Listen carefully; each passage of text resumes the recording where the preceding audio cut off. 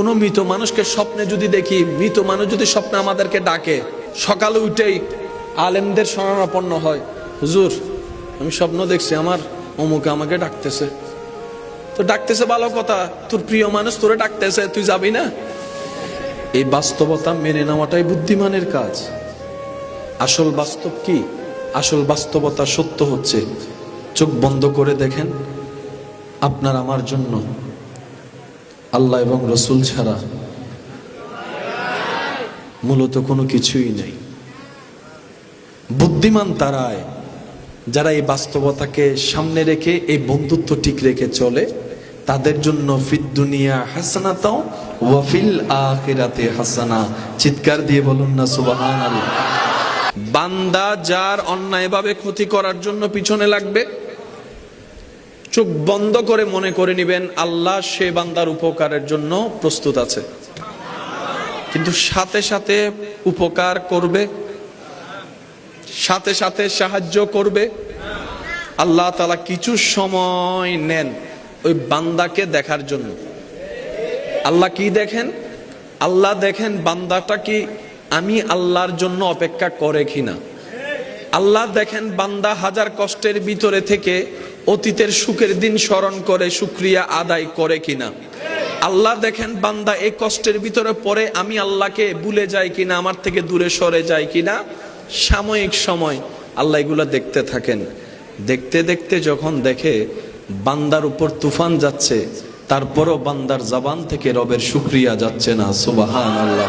আপনি আমি অনেক সময় এমন মনে করি সময় যাচ্ছে না কেন, টাইম পাস হচ্ছে না কেন, ক্লাস শেষ হচ্ছে না কেন, গাড়ি আসছে না কেন, পৌঁছাচ্ছি না কেন, এত সময় কেন লাগছে।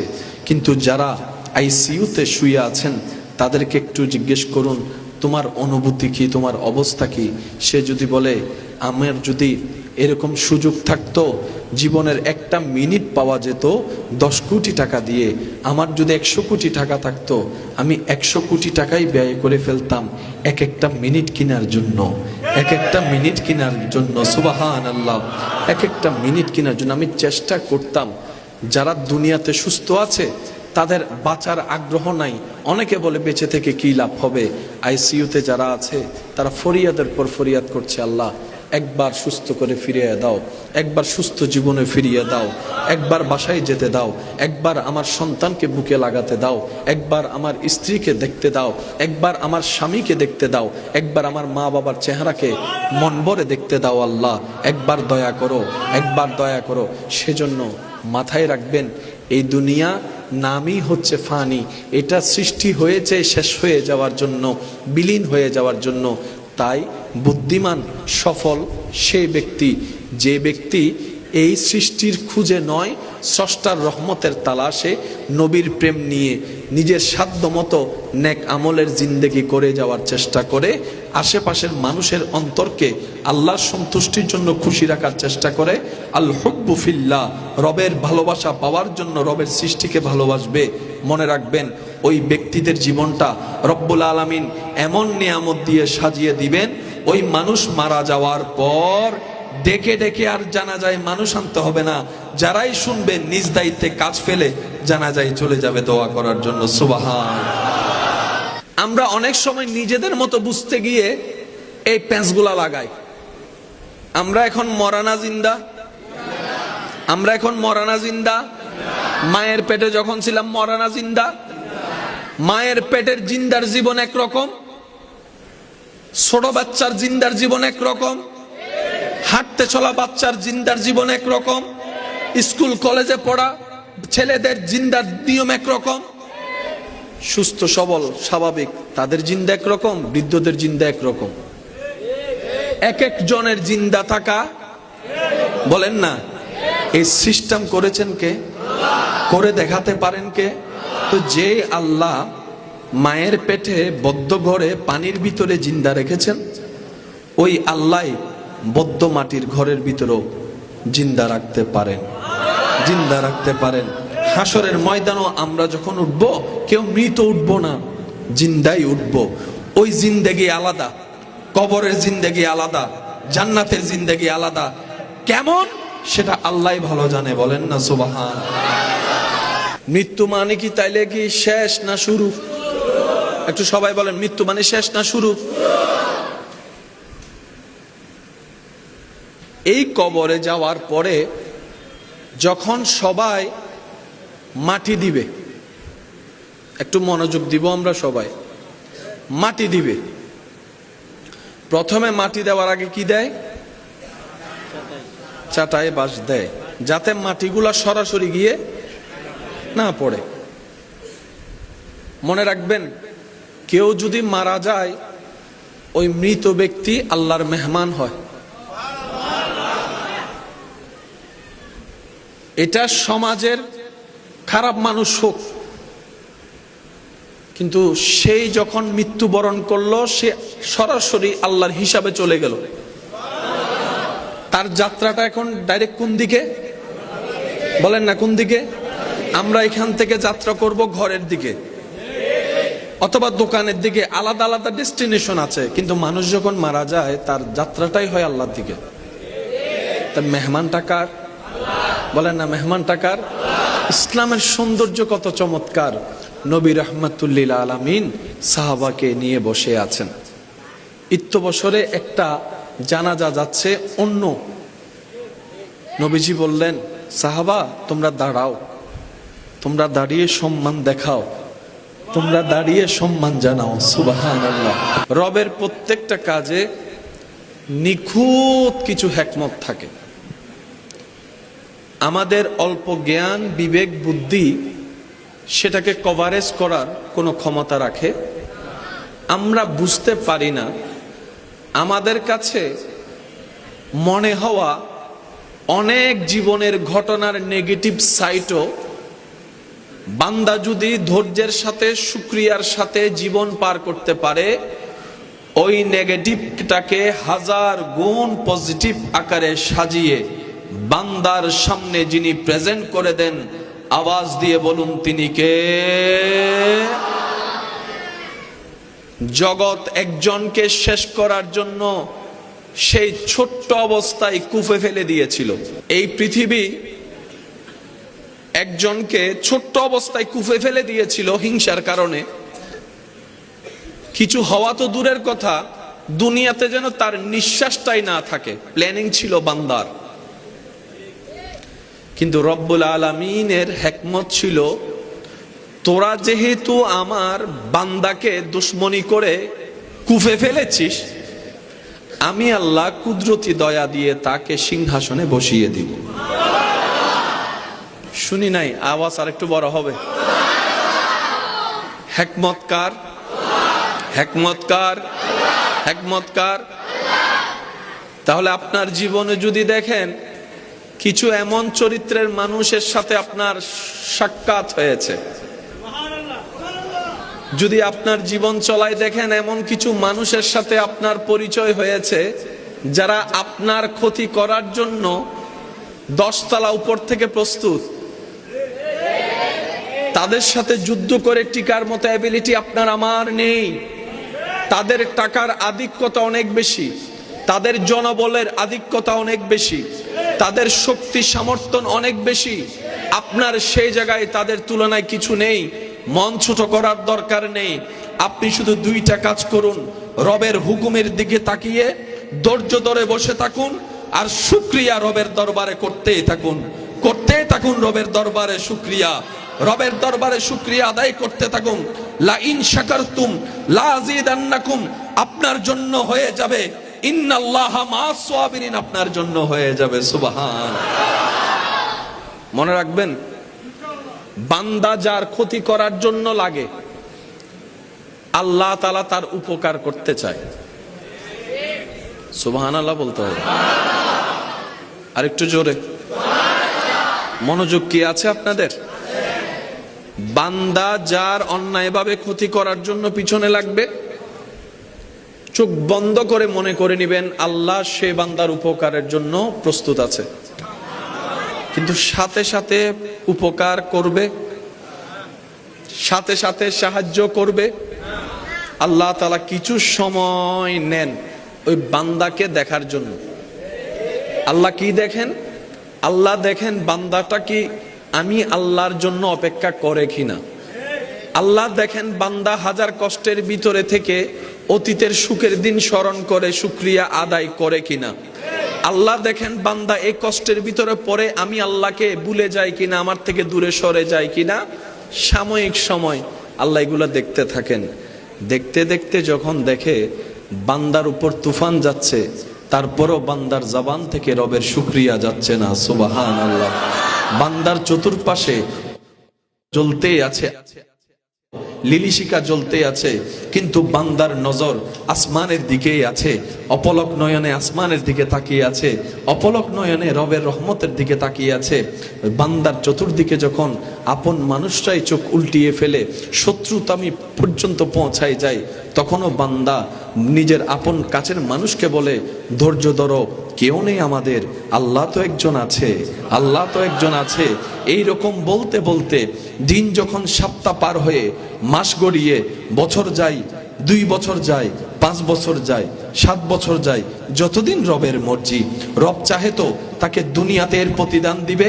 আর যদি কাউকে দেখেন রব দুনিয়াতে তেমন প্রতিদান দিচ্ছে না, তাহলে মনে রাখবেন হয়তো ওনার সন্তানদেরকে দিবে, না হয় ওনার নাতিদেরকে দিবে। আর যদি সেটাও না হয়, ওই চির কিয়ামতের ময়দানে কঠিন মুহূর্তে আল্লাহ তাআলা তাকে 10 গুণের চাইতেও বেশি নিয়ামত দান করে সেটা পুষিয়ে দিবেন। সুবহান। মনে রাখবেন ভাইরা, আল্লাহ এবং নবী কারো জিনিস বাকি রাখে না।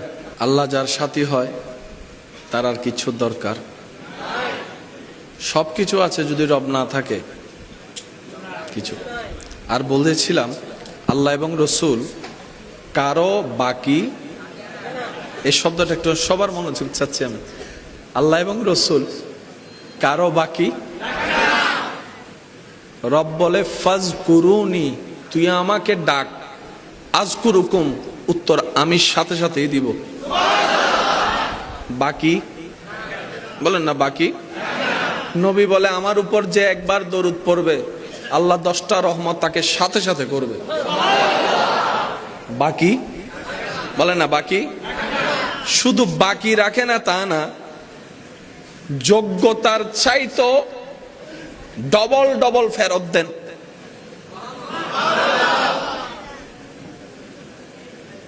এমন কি কেউ আছে যে 10,000 টাকা তোকে দিব, আমার সারা দিনের আজকের গুনাহগুলো তুই নিবে? কারোর জন্য কেউ আটকাতে চায়? হাসরের ময়দানে নফসি নফসি যখন স্লোগান চলবে চতুর্দিকে, চতুর্মুখ থেকে একটা আওয়াজ, সবাই বলেন নফসি নফসি নফসি, বলেন বলেন ইয়া নফসি ইয়া নফসি ইয়া নফসি ইয়া নফসি। একই শব্দ, একই আওয়াজ চতুর্দিক থেকে। হাজার কোটি মানুষ যদি একসাথে ইয়া নফসি বলতে থাকে, আওয়াজের ভয়ঙ্করটা কি রূপ হতে পারে। আরো করবে সবাই কান্না নিয়ে, আর্তনাদ নিয়ে, ভয় নিয়ে। কোটি কোটি ইয়া নফসি স্লোগানের ভিতরে হঠাৎ করে এক পাশ থেকে একটা ভিন্ন স্লোগান আসবে, উম্মতি উম্মতি উম্মতি, সুবহানাল্লাহ, উম্মতি উম্মতি উম্মতি। সবাই করবে ইয়া নফসি, শুধু একজনে করবে উম্মতি উম্মতি উম্মতি। কি সৌভাগ্য আপনার আমার নসিবে, ওই ময়দানে ওই ভিন্ন সুরে ডাকা যিনি, ওনাকে আমরা পেয়েছি নবী হিসেবে। এটা আমাদের নবী। মুসা নবীর উম্মতের সামনে গিয়ে বুক ফুলাই বলতে পারবো উম্মতি বলছে এটা? বলেন না বলেন না বলেন না বলেন না বলেন না। ঈসা নবীর উম্মতের সামনে দায়িত্বহীন কণ্ঠে বলতে পারবো হাসরের ময়দানে উম্মতি উম্মতি যেটা বলছে এটা তোদের না, এটা আমাদের নবী, এটা আমাদের নবী, এটা আমাদের নবী। ইমাম বলে সবসে আলা ওয়ালা हमारा नबी, सबसे बाला वाला हमारा नबी, अपनी मौला का प्यारा हमारा नबी, दोनों आलम का दूल्हा তা আমাদের নবী। আল্লাহ সেই নবীর ওয়াফাদার উম্মত হয়ে জীবন গঠন করে চলার তৌফিক দান করুন। আমাকে যে বিষয়টা দিয়েছে চমৎকার, গভীর এবং মহা বিশাল সমুদ্র। হালকা হালকা হালকা হালকা করে টাচ দিয়ে যাওয়ার চেষ্টা করব, মূল নির্যাসটা নেওয়ার চেষ্টা করব যদি আল্লাহ দয়া করেন। আপনি মন খারাপ করে থাকেন, কান্না করেন, যেমনে চলেন যেমনে থাকেন, এটা সুনিশ্চিত এক সেকেন্ড যাচ্ছে, একটি বার যাচ্ছে, আমরা কবরের খুব কাছে চলে আসতেছি। এই কথায় দ্বিমত করার কোনো সুযোগ। গত বছর এই মাহফিলে 12 দিন ব্যাপী কতজন ছিল যারা আজকে মাটির নিচে শুয়ে আছে? সেই মানুষের সেই জায়গাটা কিন্তু আজকে খালি নাই। মানুষটা নাই, একটু মনোযোগ দিবেন, মানুষটা নাই কিন্তু জায়গাটা কিন্তু খালি নাই, অন্য কেউ এসে সেই জায়গাটা, এটার নাম দুনিয়া। আপনি আমি এই কথাটা যত দ্রুত মেনে মাথায় এবং মনে বসাই ফেলতে পারবো, তত সুন্দর আপনার আমার জীবন স্বাস্থ্যে থাকবে দ্রুত গতিতে।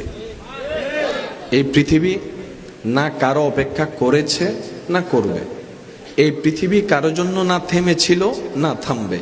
এই পৃথিবী কারো কথা মনেই রাখে না।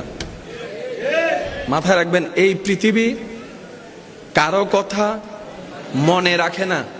হ্যাঁ, এই পৃথিবী তাদেরকে মনে রাখে যারা পৃথিবীকে মনে রাখে না। প্যার সে কহো না ইয়ার সুবহান আল্লাহ। আবার বলছি, সূত্রটা একটু মনে রাখবেন। এই পৃথিবী কাউকে মনে রাখে না, কিন্তু এই পৃথিবী তাদেরকে মনে রাখে যে বান্দারা পৃথিবীকে মনে রাখে না, পৃথিবীর স্রষ্টাকে মনে রাখে। যারা পৃথিবীর পিছনে ঘুরে, পৃথিবী তাদেরকে 2 পয়সার দাম দেয় না। যারা পৃথিবীর স্রষ্টার রহমতের তালাশে খুঁজে ঘুরে, পৃথিবী তাদেরকে দাম দেয়, মূল্যায়ন দেয়। এই একটা সূত্র মাথায় রাখবেন। দ্বিতীয় একটা সূত্র সবার জন্য বলছি, আমার ভাই বোনেরা, এই পৃথিবীতে যতদিন বেঁচে থাকবেন, নিঃশ্বাস নিবেন, এই একটা সূত্র মাথায় রাখবেন। আশা করি আপনাদের সবার উপকার আসবে। এই পৃথিবীর একটা নিয়ম হচ্ছে, চাওয়া জিনিস পাওয়া হয় না, না চাইলেই বেশি পায়। চাইলে পায় না, না চাইলে পায়। এবার বলেন, মানুষ চায় কি, দুঃখ না সুখ? মানুষ খুঁজে কি, চায় কি, স্বপ্ন দেখে কি, দুঃখ না সুখ? পায় কি? পায় কি? যেটা চায় না সেটা দুঃখ, সেটাই পায়। হাঁটতে পায়, বসতে পায়, বাহিরে পায়, ভিতরে পায়, ঘরে পায়, স্বামীর কাছে পায়, স্ত্রীর কাছে পায়, অনেক সময় নিজের রক্তের ভাই বোনের কাছেও পায়। আর যেটা সুখ চায়, সাইদিও দরিন্নবার, তার মানে কি হাতের নাগালে আসে? মাথায় রাখবেন, যতদিন পৃথিবীতে নিঃশ্বাস নিবেন, যা চাইবেন আসবে না হাতে। না চাইলে, না চাইলে। এবার আমার অনেক ভাইয়েরা বলবে, কেন ভাইয়া, আমি তো অমুককে চাইছি, পাইয়া গেছি। আমি তাদেরকে বলি, ভিতর থেকে শান্তি নিয়ে ধরে রাখতে পারছো? কতদিন পারছো? নিজেকে প্রশ্ন করে দেখো। কারণ শান্তি তখন হয় যখন সে কাজের উপর রবের সন্তুষ্টি হয়। রব যখন সন্তুষ্ট হয়ে যায়, রব যখন রাজি হয়ে যায়, ও আমার ইমানদার ভাইয়েরা, আগুনও শান্তির হয়ে যায়, আগুনও শীতল হয়ে যায়। আর রব যখন নারাজ হয়ে যায়, এসির ভিতরে রুমও জাহান্নাম হয়ে যায়। কথা বলেন ঠিক কিনা? এই পয়েন্টগুলো একটু মাথায় বসাই নিতে হবে। এবার বলেন, আমাদের কিছু জিনিসের দরকার আছে না নাই? আপনার আমার সুখে শান্তিতে থাকার জন্য যা দরকার তা দিতে পারেন কে? আল্লাহ। জোরে বলেন কে? আল্লাহ। এবার সেই আল্লাহ যদি আপনাকে নিজের করে নেয়,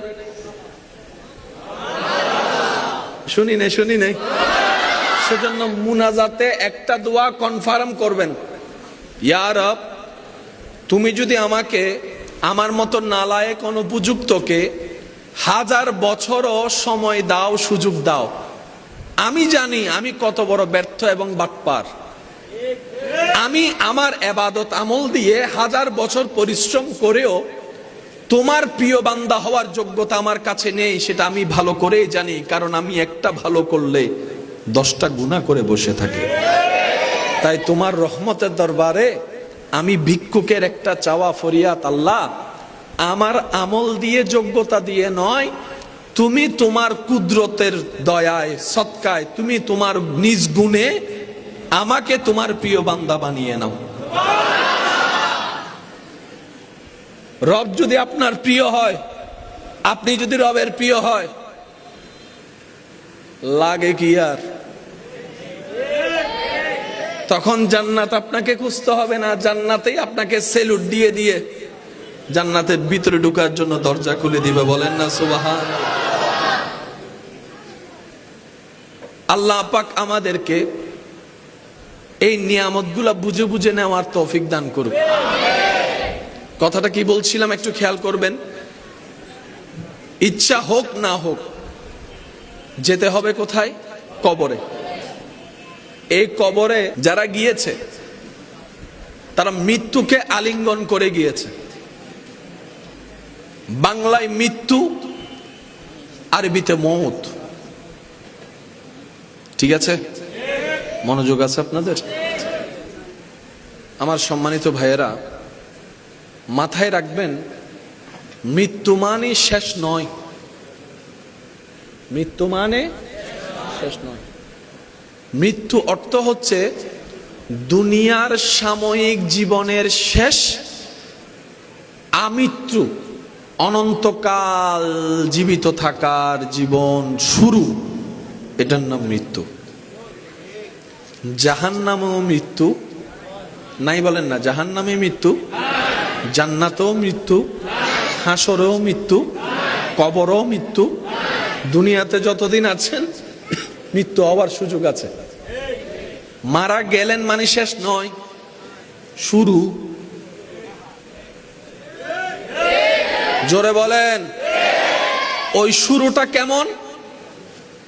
আমরা অনেক সময় নিজেদের মতো বুঝতে গিয়ে এই প্যাঁচগুলা লাগাই। আমরা এখন মরানা জিন্দা, আমরা এখন মরানা জিন্দা। মায়ের পেটে যখন ছিলাম মরানা জিন্দা।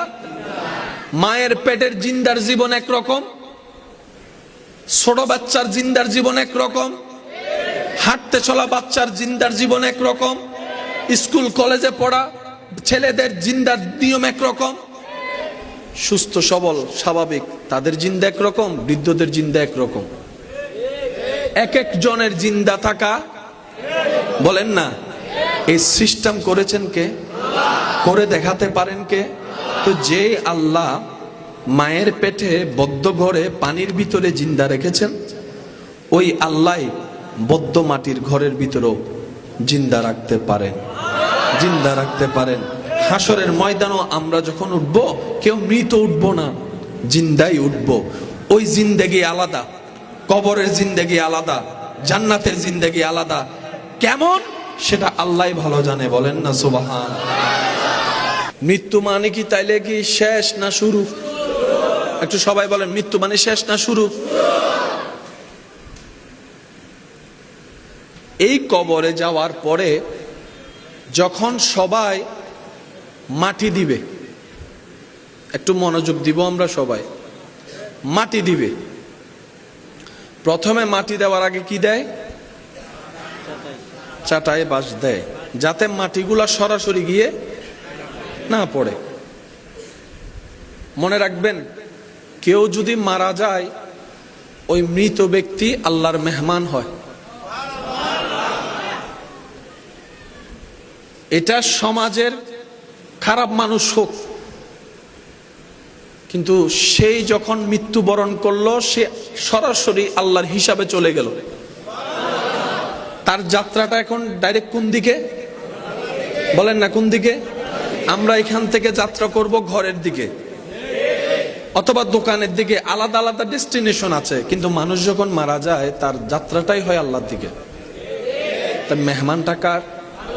বলেন না, মেহমানটা কার? ইসলামের সৌন্দর্য কত চমৎকার! নবী রাহমাতুল্লিল আলামিন সাহাবাকে নিয়ে বসে আছেন। বছরে একটা জানাজা যাচ্ছে অন্য। নবীজি বললেন, সাহাবা তোমরা দাঁড়াও, তোমরা দাঁড়িয়ে সম্মান দেখাও, তোমরা দাঁড়িয়ে সম্মান জানাও। সুবহানাল্লাহ। প্রশ্নকারী প্রশ্ন করে, ইয়া রাসূলুল্লাহ, উনি তো অমুক, আমরা কেমনে সম্মান দেখাবো, কেন সম্মান দেখাবো? রাসূল বলছেন, এগুলা আর বলিও না, নিঃশ্বাস শেষ, আল্লাহর বিচারে সে চলে গিয়েছে, হিসাব আল্লাহই নিবে, হিসাব আল্লাহই করবে, হিসাব আমার তোমাদের করার কোনো অধিকার নেই। সে এখন রবের মেহমান হয়েছে, রবের মেহমানকে সম্মান করো। এটাই হচ্ছে ইসলামের সৌন্দর্য, ইসলামের সৌন্দর্য, ইসলামের সৌন্দর্য। এমন সৌন্দর্য এগুলার অন্যতম সৌন্দর্য, যেগুলা দেখে, যেগুলা শুনে, যেগুলা পড়ে অন্য ধর্মের মানুষের অন্তরে ইসলামের প্রতি প্রেম জাগে, শ্রদ্ধা জাগে।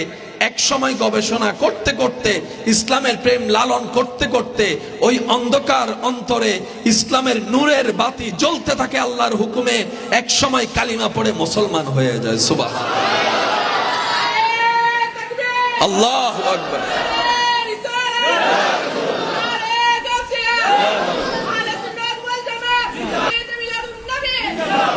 ইসলামের চাইতে সুন্দর পৃথিবীতে আর কিছু? বলেন না, একটু জোরে বলেন, আছে? এবার আপনাকে চাটাই টাটাই দিয়া যখন শুরু করলো, রোদের আলো ভিতরে আসা আস্তে আস্তে কমতে লাগলো। বাঁশের ফাঁকে, চাটার ফাঁকে একটু একটু রোদের আলো, দিনের আলো ঢুকে, সেটাও বন্ধ হয়ে যায় যখন। আচ্ছা, মাটি দেওয়ার পরে যারা কবর দেয় তারা, এবং যারা কবর দিতে দেখেছেন, আপনারা একটু আমাকে আওয়াজ দিয়ে সহযোগিতা করবেন। মাটি উপরে দেওয়ার পরে তারপরে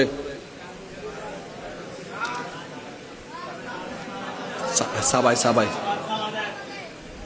কখনো ভাবছেন দেওয়া দরকার, দিচ্ছে, কিন্তু সেখানে আরেকটা কথা আছে। দুনিয়া এমন ভাবে কর্ম দিয়ে বুঝা দিচ্ছে যে যদি কোনো কারণে তুই বাইচাও যাস, আর যেন আসতে না পারস, বাইরে হইতে না পারস, দিতেছি সব। বুঝবেন আমার কথাটা? মানে কখনো যদি কোনো কারণে যদি বাইচাও যাস, বাইরে হইতে যেন তুই না পারস, পানি দিয়ে। আর আপনারা জানেন, পানি আর মাটি যখন লাগে সেটা আরো শক্ত হয়ে যায়। কাকে আপন ভাবছেন? কাকে আপন ভাবছি আমরা? নিজের কলিজার টুকরা প্রিয় মানুষ মারা যাওয়ার পরে যদি রাতে 3টা বাজে জানালা দিয়ে আসে ডাইকা বলে, আমি আসছি, হায়াত ফিল করে গিয়ে ভালোবাসার মানুষের নিতর দেহ যে রুমে থাকে কবর দেওয়ার আগ পর্যন্ত, অনেকেই সেই রুমে রাত্রে যাইতেও ভয় পায়। অথচ দাদার রেখেছিল, দাদির রেখেছিল, নানা বাবার রেখেছিল, ওই রুমে যেতে পর্যন্ত মনে হয় গেলেই পিছন থেকে। আমি বলবো না, আপনারাই বলেন, কই ভালোবাসা কই গেল? ভালোবাসা কই গেল? যদি এই মরা মানুষ যেটা সামনে রুমে শুয়ে আছে, যার জন্য দিল ফাইটা কান্না করছি আমরা, কান্না করতে করতে 15 মিনিট যাওয়ার পর, 20 মিনিট যাওয়ার পরে যদি কোনো কারণে ওই মরা মানুষটা জিন্দা হয়ে বসে যায়, আমি বলবো না, আপনারা বলেন, সত্যি করে বলেন, ওই কিছুক্ষণের জন্য ওই মরা মানুষটা, যার মরা মানুষটার পাশে যারা কান্না করেছিল, তারা কি কিছুক্ষণের জন্য রুমে থাকবে? ডাইরেক্ট হবু তো ভূত ভূত ভূত। এটা রিয়েলিটি, এটা বাস্তবতা। মানুষ মারা গেলেই ভূত মনে করে। অনেকে তো বাচ্চাদেরকে নাম ধরে ধরে ভয় দেখায়, তোর দাদা আসবে, তোর দাদি আসবে। ভালোবাসার দাবিদার আমরা অনেক, কিন্তু কোন মৃত মানুষকে স্বপ্নে যদি দেখি, মৃত মানুষ যদি স্বপ্নে আমাদেরকে ডাকে, সকালে উঠেই আলেমদের শরণাপন্ন হয়, হুজুর আমি স্বপ্ন দেখছি আমার অমুকে আমাকে ডাকতেছে। তো ডাকতেছে ভালো কথা, তোর প্রিয় মানুষ তোরে ডাকতেছে, তুই যাবি না? এই বাস্তবতা মেনে নেওয়াটাই বুদ্ধিমানের কাজ। আসল বাস্তব কি? আসল বাস্তবতা সত্য হচ্ছে, চোখ বন্ধ করে দেখেন, আপনার আমার জন্য আল্লাহ এবং রসুল ছাড়া মূলত কোনো কিছুই নেই। বুদ্ধিমান তারাই যারা এই বাস্তবতাকে সামনে রেখে এই বন্ধুত্ব ঠিক রেখে চলে, তাদের জন্য ফিদ দুনিয়া হাসানাতাও ওয়া ফিল আখিরাতি হাসানা। চিৎকার দিয়ে বলুন না সুবহানাল্লাহ। কবরে হাসরে কি হবে আমার, কবরে হাসরে কি হবে, মুসিবতে না পাই যদি, মুসিবতে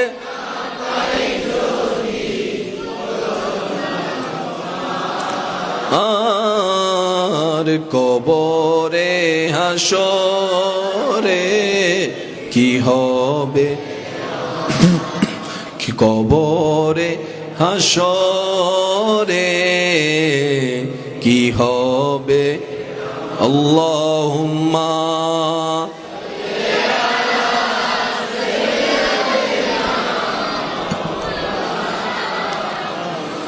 ওয়া আলা আলি।